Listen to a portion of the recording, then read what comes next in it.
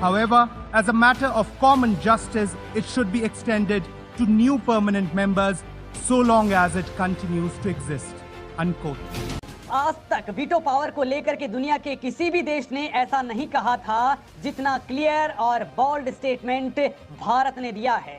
दोस्तों, किसी को भी यकीन नहीं हो रहा कि भारत ये कार्ड खेल डालेगा, जिसका जवाब ना तो अमेरिका, फ्रांस और ब्रिटेन या फिर रूस के पास होगा और ना ही चीन भारत के इस माइंड गेम से बच पाएगा, क्योंकि इससे पहले यूएन सिक्योरिटी काउंसिल की परमानेंट मेंबरशिप के लिए भारत ने कई बार आवाज उठाई, लेकिन वीटो पावर वाले 500 देशों के ऊपर इस तरह की बोल्ड स्टेटमेंट रिलीज नहीं की थी। लेकिन दोस्तों, मैंने आपको पहले भी कहा था कि भारत अब यूएनएससी की लंका में आग लगा चुका है। अब या तो वीटो पावर मिलेगा या फिर ये पूरा का पूरा खेल ही ओवर होने वाला है। दोस्तों, भारत के इस तरह के स्टेटमेंट की 142 करोड़ भारतीय लंबे वक्त से इंतजार कर रहे थे, क्योंकि 77 साल तक यूएन सिक्योरिटी काउंसिल को हाईजैक कर चुके ये 5 देश सिक्योरिटी काउंसिल की परमानेंट सीट छोड़ने के लिए तैयार नहीं थे। वो भारत के साथ धोखा करने की फिराक में थे, लेकिन अब भारत ने इनके वीटो को ही बत्ती लगा दी है। तो दोस्तों, आखिर भारत ने ऐसा कौन सा गेम खेल दिया है कि दुनिया के मीडिया में बस भारत ही भारत छाया हुआ है, और भारत क्यों अब बेहद आक्रामक स्टेटमेंट रिलीज करने लगा है?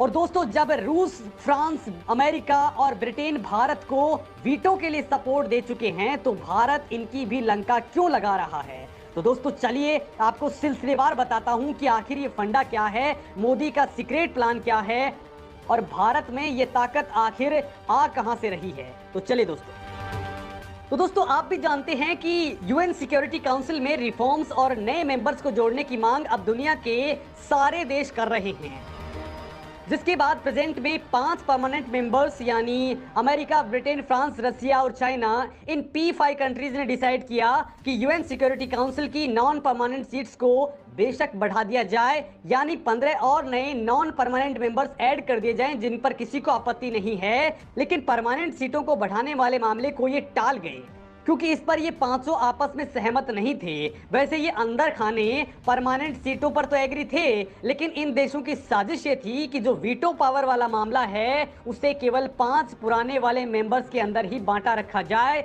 यानी रिफॉर्म्स के बाद भी जो नए परमानेंट मेंबर्स सिक्योरिटी काउंसिल में आएंगे उनके पास वीटो पावर नहीं होगा। और दोस्तों, बिना वीटो पावर के हाई टेबल एक परमानेंट सीट तो होगी, लेकिन ये वीटो पावर से खाली होगी। इसके पीछे इन 5 परमानेंट मेंबर्स का तर्क ये था कि अगर ज्यादा देशों के पास में वीटो पावर होगा तो इसका गलत इस्तेमाल होता रहेगा, और जब यूएन सिक्योरिटी काउंसिल में कोई रेजोल्यूशन आएगा तो उसके ऊपर किसी भी देश को आपत्ति होने के बाद ज्यादा चांसेस ये रहेंगे कि वो गिर जाएगा, यानी वीटो पावर की वजह से काम रुक जाएंगे और सिक्योरिटी काउंसिल की कार्रवाई में बाधा पड़ जाएगी। मतलब ठीक से कहें तो 77 साल तक वीटो पावर को एंजॉय कर रही ये कंट्रीज अब भी इसका आनंद छोड़ने को तैयार नहीं हैं, और ना ही किसी दूसरी कंट्री को इस क्लब में शामिल होने देना चाहती हैं। वो भी तब जबकि फ्रांस और ब्रिटेन आज की डेट में भारत, जापान और जर्मनी से नीचे गोते लगा रहे हैं। दोस्तों, यूनाइटेड नेशंस की सिक्योरिटी काउंसिल की परमानेंट सीट और वीटो पावर ये दोनों भारत के लिए आज बेहद जरूरी हैं। भारत ने इसके लिए 77 साल से वेट किया है। आज की कंडीशंस बिल्कुल भारत के फेवर में हैं। आज इस वक्त भारत G20 का प्रेसिडेंट है, एससीओ की प्रेसिडेंसी भी भारत के पास ही है। भारत दुनिया का सबसे बड़ा लोकतंत्र है। आज तक किसी भी देश पर आक्रमण करने का आरोप नहीं है। दुनिया की सबसे बड़ी इकोनॉमी है, सबसे बड़ी पॉपुलेशन वाली कंट्री है, स्पेस में महाशक्ति बनने की ओर है। मिलिट्री और डिफेंस पावर में भी भारत का लोहा दुनिया मान रही है। भारत दुनिया को $40 मिलियन की ग्रांट एवरी ईयर देता है। अब तक 2 लाख से ज्यादा ट्रूप्स यूएन के पीस कीपिंग मिशंस में भेजी जा चुकी हैं, और सबसे बड़ी बात तो यह है कि भारत एक पावरफुल नेशन बन चुका है, जहां अमेरिका, रूस और चीन की नहीं चलती। वो कंट्रीज भी भारत की बात बड़ी गौर से सुनते हैं, और बड़ी बात यह है कि भारत को भी पता है कि अगर यूएन सिक्योरिटी काउंसिल के अंदर रिफॉर्म्स होते हैं तो भारत को परमानेंट सीट और वीटो जरूर मिलेगा। लेकिन दोस्तों, ये P5 कंट्रीज भारत को बिना वीटो पावर के ही परमानेंट सीट ऑफर कर रहे हैं, जिसको लेकर के भारत अब भड़क चुका है। लिहाजा भारत की ओर से बहुत ही बोल्ड एंड स्ट्रॉन्ग रिएक्शंस आ रहे हैं। दोस्तों, भारत ने यूएन सिक्योरिटी काउंसिल से अब कहा है कि रिफॉर्म्स के बाद यूएन सिक्योरिटी काउंसिल के नए परमानेंट मेंबर्स को भी वीटो पावर दी जानी चाहिए, और अगर ऐसा नहीं करना है तो जो पुराने परमानेंट मेंबर्स हैं जिनके पास वीटो की पावर है उनको भी छीन लिया जाना चाहिए और इसको पूरी तरह से एबोलिश कर देना चाहिए, यानी इसको खत्म कर देना चाहिए। However, as a matter of common justice, it should be extended to new permanent members so long as it continues to exist. Unquote. दोस्तों, यूएन में इंडियन मिशन के काउंसलर प्रतीक माथुर ने यूएन असेंबली में दुनिया के 193 देशों के सामने ये बात कही है और कहा है कि अगर नए देशों को वीटो पावर नहीं दी जाएगी तो पुराने परमानेंट मेंबर्स के पास से भी वीटो पावर का अधिकार छीन लेना चाहिए। उन्होंने कहा कि वीटो पावर को नई कंट्रीज को भी दिए जाने से कोई दिक्कत खड़ी नहीं होगी। दोस्तों, अब भारत ने जो कुछ कहा है उसने पूरी दुनिया में आग लगा डाली है। माथुर ने यूएन की इस बार ऐसी रग दबाई है कि चीन खेल से आउट हो चुका है। दरअसल भारत ने कहा कि वीटो पर भारत की पोजीशन बिल्कुल क्लियर है। साल 2008 में ही यूएनजे ने सर्वसम्मति से ये सहमति दी थी कि वीटो के सवालों समेत यूएनएससी में सुधारों के सभी पहलुओं पर व्यापक तरीके से डिसीजन लिया जाएगा, जिसमें किसी भी एक समूह की दादागिरी नहीं चलेगी। मतलब भारत का क्लियरली इंडिकेशन चीन की ओर था, जो बार बार भारत पर अड़ंगा लगाता है। दोस्तों, भारत वीटो पावर नेशंस की दादागिरी पर एक बार फिर से बमबारी कर रहा है। माथुर ने कहा कि वीटो पावर यूज करने का स्पेशल पावर केवल 5 कंट्रीज के पास है, जो बाकी के देशों की संप्रभु समानता की अवधारणा के बिल्कुल खिलाफ है, और ये आज की डेट में सेकेंड वर्ल्ड वॉर का माइंडसेट दिखाता है।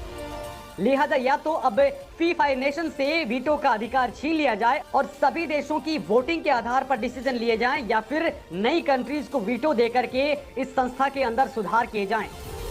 दोस्तों, यूएन में अब भारत ने अफ्रीकन नेशंस और लैटिन अमेरिकन कंट्रीज को भी साथ लिया है और इनको लेकर भी कहा है कि सिक्योरिटी काउंसिल वर्ल्ड वॉर 2 के माइंडसेट को लेकर के आगे बढ़ रही है, क्योंकि ये अफ्रीका और लैटिन अमेरिका को कोई रिप्रेजेंटेशन नहीं दे रही। दोस्तों, भारत ने पहली बार क्लियर कट कहा है कि वीटो पावर को खत्म करने से भारत को कोई प्रॉब्लम नहीं है, लेकिन अगर ये रहता है तो फिर न्यू परमानेंट मेंबर्स को भी ये दिया जाना चाहिए। दोस्तों, इससे पहले भी यूएन के अंदर इंडिया की परमानेंट रिप्रेजेंटेटिव रुचिरा कंबोज ने भी इन P5 नेशंस को जमकर के लताड़ा था। सिक्योरिटी काउंसिल में दहाड़ते हुए रुचिरा ने कहा था कि वीटो पावर वाले 5 देशों की राय को 188 देशों पर नहीं थोपा जा सकता। ये बात अब चलने वाली नहीं है। आखिर 5 देश जिस चार्टर को तैयार करते हैं, फिर वो दुनिया से कैसे मान सकती है? अब यदि हम आज भी 1945 के माइंडसेट के तरह ही काम करेंगे तो फिर संयुक्त राष्ट्र पर दुनिया का भरोसा उठ जाएगा। तो वही दोस्तों, विदेश मंत्री एस जयशंकर ने भी क्लियर कहा है कि 77 साल हो चुके हैं, इस कबाड़ को अब बदलने की दरकार हो चुकी है। संयुक्त राष्ट्र में बड़ा बदलाव आना अब भारत की विदेश नीति का पार्ट बन चुका है। दोस्तों, पिछले 77 ईयर से यूनाइटेड नेशंस में परमानेंट सीट के लिए भारत डिमांड कर रहा है, लेकिन सबसे ज्यादा साजिश ये P5 कंट्रीज ही कर रहे थे, जिनकी अब भारत ने कलई खोल दी है। वैसे दोस्तों, यूनाइटेड नेशंस की वेबसाइट कहती है कि यूएनएससी का काम है पीस एंड सिक्योरिटी को मेंटेन करना, मतलब कि दुनिया के देशों को आपस में लड़ने ना देना और आक्रामक देशों से कमजोर देशों को प्रोटेक्ट करना, उनको सुरक्षा मुहैया कराना। लेकिन हो क्या रहा है? क्या ये ऑर्गेनाइजेशन ऐसा कर भी पा रही है?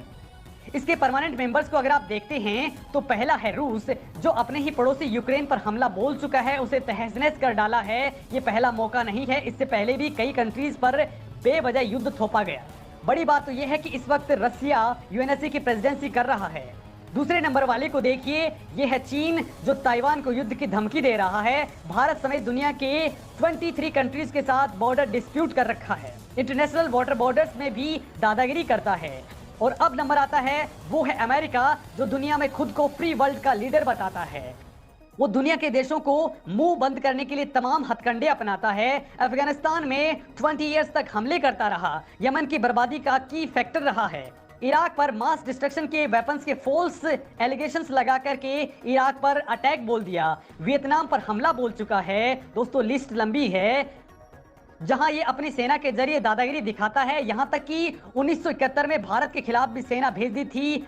अब सवाल ये उठता है दोस्तों कि ये P5 नेशंस अगर खुद ही पीस मेंटेन नहीं कर रहे तो फिर इस यूएनएससी का रिलेवेंस क्या है? 77 साल पुरानी ये संस्था अगर आज के डेट में भी रिलेवेंट नहीं है तो क्या इसे चेंज नहीं करना चाहिए? क्योंकि दोस्तों आईएमएफ ने प्रिडिक्ट किया है कि आने वाली सेंचुरी में चाइना और इंडिया ग्लोबल जीडीपी का 50% प्रोड्यूस कर रहे होंगे, तो फिर क्यों इंडिया को इसका पार्ट नहीं रखा गया? वर्ल्ड की बिगेस्ट डेमोक्रेसी और मोस्ट पॉपुलेटेड कंट्री को यूएनएससी की हाई टेबल से दूर क्यों रखा गया? दोस्तों जियोपॉलिटिक्स में कहा जाता है कि there are decades where nothing happens and there are weeks where decades happens. मतलब ये कि कभी कभी बदलाव सदियों तक नहीं होते और कभी कभी एक ही पल में सदियों के बदलाव भी कम पड़ जाते हैं। इस वक्त बड़ी हलचल हो रही है और अब एक्सपर्ट्स कह रहे हैं कि यूएन का चार्टर रिव्यू होना ही चाहिए। पिछली बार जब 60 के दशक में यूएनएससी एक्सपेंड हुई थी तब 11 से 15 मेंबर हुए थे, तब भी सभी परमानेंट मेंबर्स ने इसके सपोर्ट में वोट नहीं किया था। अमेरिका, चाइना, यूके ने सपोर्ट में तो फ्रांस और रशिया ने अपोज किया था, लेकिन तब भी चार्टर अमेंडमेंट हो गया था। मतलब जब प्रेशर बिल्डअप होता है, जब चेंज की जरूरत होती है, जब खुद यूएन को लगता है कि अगर ऐसा नहीं हुआ तो ये संस्था बिखर जाएगी, बेकार हो जाएगी, देश उससे बाहर हो जाएंगे, तो बदलाव होकर रहता है। और इस बार भारत ने कुछ ऐसा माहौल बनाया है और आज की डेट में फाइनेंशियल पोजीशन, डेमोग्राफिक चेंजिंग और पावर डायनेमिक्स सब कुछ इंडिया के फेवर में है। भारत पीस कीपिंग मिशंस में भी चीन को छोड़ दें तो बाकी P4 नेशन से बहुत आगे है और अब दुनिया का सपोर्ट भी भारत के फेवर में है। लिहाजा आपको क्या लगता है कि क्या भारत को करना चाहिए और क्या भारत को इस मामले में यूएन को छोड़ करके बाहर हो जाना चाहिए? अपने कमेंट जरूर लिखें।